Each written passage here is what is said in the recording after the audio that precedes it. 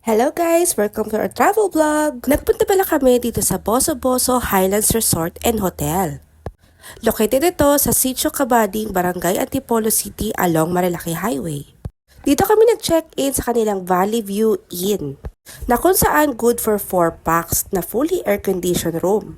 Malinis and very spacious yung room. May malinis na CR, tapos meron ding microwave and ref and TV din.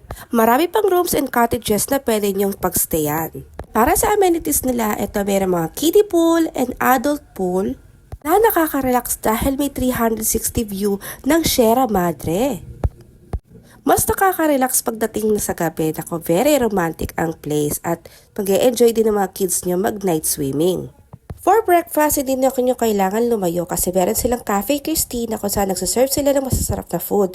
So ito yung in-order namin, yung English platter, tapsilog and tosilog na ang sarap kaya hindi kami napahirapang pakainin si Liam.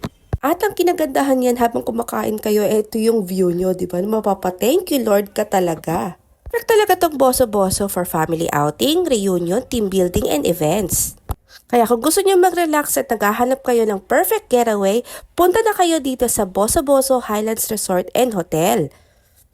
Dahil super nag-enjoy kami, kaya ito ay Ma'am Shootin approve!